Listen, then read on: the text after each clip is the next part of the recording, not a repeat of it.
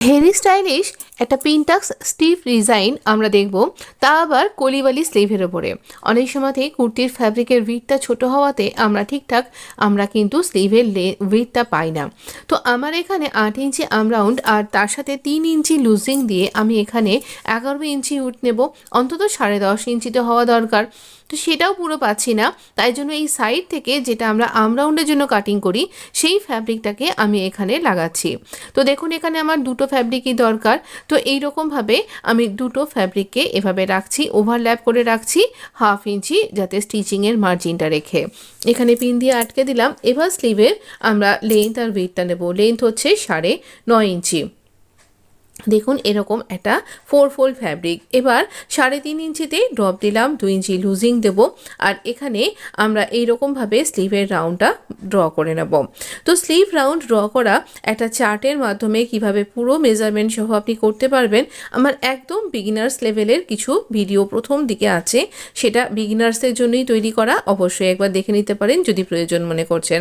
7 ইঞ্চি স্লিভের আমরা বটমটা রাখছি, আর এখানে ওপর থেকে রাউন্ডের নিচ থেকে 1.5 ইঞ্চি ছেড়ে এইভাবে রাউন্ড করে কাট করে দেব। তো এখানে এইটুকুই আমাদের জয়েন্ট লাগবে কলিটা, অথচ এর জন্য কিন্তু আমাদের সুন্দর স্লিভ রেডি হয়ে যাবে। তো এই কলির যে অংশটা, এটা আমরা ব্যাক পার্টে রাখবো যাতে ফ্রন্টে এটা চোখে না পড়ে। এখানে 1/2 ইঞ্চি আমরা জাস্ট জুড়ে নেব।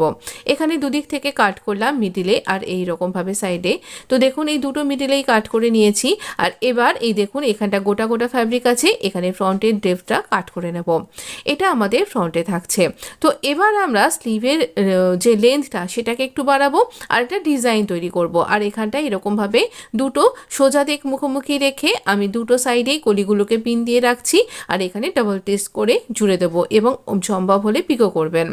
এখানে দেখুন 5.25 ইঞ্চ আমি একটা স্ট্রেট ফ্যাব্রিক নিয়েছি এবং কন্ট্রাস্ট কালারের। এটা দিয়ে আমি নেকেও ডিজাইন করব, আর নেকেও একটা সুন্দর পিনটাক্সের ডিজাইন তৈরি করব। এখানে আমি একটু ক্যানভাস আটকে নিয়েছি, যেটা একদম পাতলা ক্যানভাসটা হয়। আর এখানে দেখুন আমি দুটো সাইড দিয়ে স্টিচও করে নিয়েছি। তারপর এখানে দেখুন এইরকম কোনাকুনি করে আমি একটা স্টিচ করলাম। আর যখন পিনটাক্সের ডিজাইনটা করছি না, তখন দেখুন একদম পয়েন্টের সেলাই দিচ্ছি, একদম মানে কি বলবো 0 পয়েন্ট এরকম আর কি সেলাইটা যাচ্ছে, বেশি চওড়া করছি না কিন্তু। তো এইরকমভাবে আমি দুটো পিনটাক্সের ডিজাইন দিলাম আর ফ্যাব্রিকটাকে কোনা করে ফোল্ড করেছি। তারপরে এখানে প্রথমটায় আমি 3টে করে দিয়েছি, কারণ আমি নেকটাতেও 3টে দিয়েছিলাম, তাই প্রথমটাতে আমি 3টে ডিজাইন দিয়েছিলাম। তারপরে ভাবলাম নেকের থেকে একটুখানি আলাদা করে দিই, তাহলে দেখতে ভালো লাগবে। আপনি ইচ্ছা করে এরকম 3টে পিনটাক্সও দিতে পারেন। তবে তারপরে আমি 1 ইঞ্চি গ্যাপ দিচ্ছি, 1 ইঞ্চি গ্যাপ দিচ্ছি। এই দেখুন এইরকম 1 ইঞ্চি গ্যাপ দিচ্ছি। প্রথমটা মেপে করলেও পরে দেখবেন আপনার চোখটা সেট হয়ে গেছে। আর যদি আপনার মনে হচ্ছে তাহলে প্রত্যেকটাই মেপে মেপে করবেন। আচ্ছা, এই যে ছোট পিনটাক্সগুলোর গ্যাপিংয়ে আমি কিন্তু এই 0.25 ইঞ্চ এরকম মতো রেখেছি, কোথাও কোথাও সেটা 1/2 ইঞ্চিও রাখতে পারেন আপনি। তো যাই হোক, যেটাই রাখবেন না কেন সবসময়তেই সবটাই একই রকমের থাকবে। একটা বড় 1 ইঞ্চির গ্যাপ দেওয়ার পরে আবারও আমি দুটো করে পিনটাক্স দিলাম, আবারও 1 ইঞ্চির একটা পিনটাক্স দিলাম।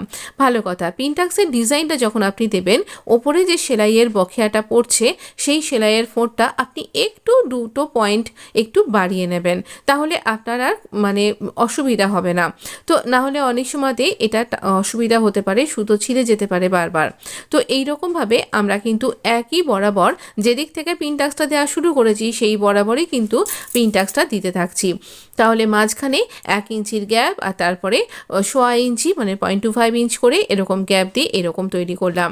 এবার এটা তৈরি করার পর একটু আয়রন করে নিতে হবে। দেখছেনই একটু টেনে বেঁকে যাবে, কারণ এরকমভাবে এটা তৈরি হচ্ছে করতে করতে। তো আমি এরকম 4 ফোল্ড করে এটাকে 2 আধখানা করে নিলাম দুটো স্লিভের জন্য।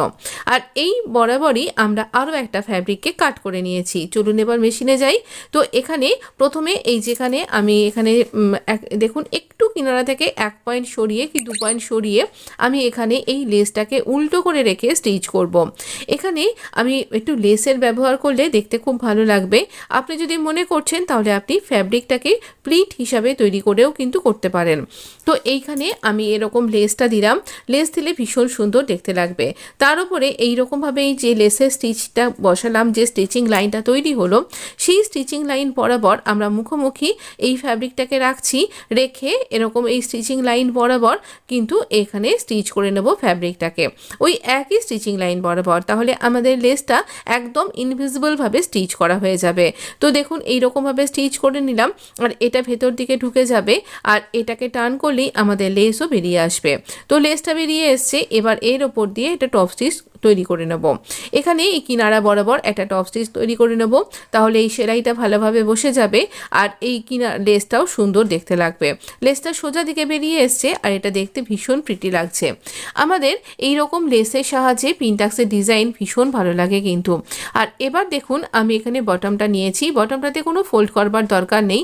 আর এবার এই আমি দুটো ফ্যাব্রিককেই, এই পিনটাক্স ফ্যাব্রিক এবং তলায় যে ফ্যাব্রিকটাকে বসালাম, একটু আয়রন করে নেবেন। দেখুন আমি ইমপ্রেশন ক্রিয়েট করে নিয়েছি আয়রনের সাহায্যে। তো এইরকমভাবে একটু আয়রন করে নিলে খুব সুবিধা হবে আপনার। তো দুদিকেই হাফ ইঞ্চি করে ফোল্ড করতে হবে। মাঝখানে এই বটমে আমাদের স্লিভের যে বটমটা সেটাকে রাখছি, আর এইরকমভাবে আমরা স্লিভটা স্টিচ করছি। একই সাথে তিনটে ফ্যাব্রিক একই সেলাইয়ের মাধ্যমে স্টিচ হয়ে যাবে। তবে আপনি যদি মনে করেন এখানেও কিন্তু লেসটা লাগাতে পারেন। আমি আর এখানে লেসটা লাগাইনি, কারণ পিনটাক্সের ডিজাইনটাই তো একটা লেসের কাজ করছে। তো এখানে ভীষণ সুন্দর দেখতে লাগছে দেখুন ফাইনাল লুকটা। এভাবে করলে পারে আপনার এই রং সাইডটাও কিন্তু একদম সুন্দর নিট অ্যান্ড ক্লিন তৈরি হয়ে যাবে, আর ইনভিজিবলভাবে লেসও আপনি স্টিচ করতে পারবেন। কলিওয়ালা স্লিভ কি আর বোঝা যাচ্ছে বলুন তো? ভীষণ সুন্দর। কুর্তিটার নেকের জন্য আপনি প্লিজ ওয়েট করুন, কুর্তিটার ডিজাইনটাও কিন্তু ভীষণ সুন্দর আসছে। ভালো থাকবেন, সুস্থ থাকবেন, চ্যানেলটা সাবস্ক্রাইব করে নোটিফিকেশনটা অন করতে ভুলবেন না। ধন্যবাদ।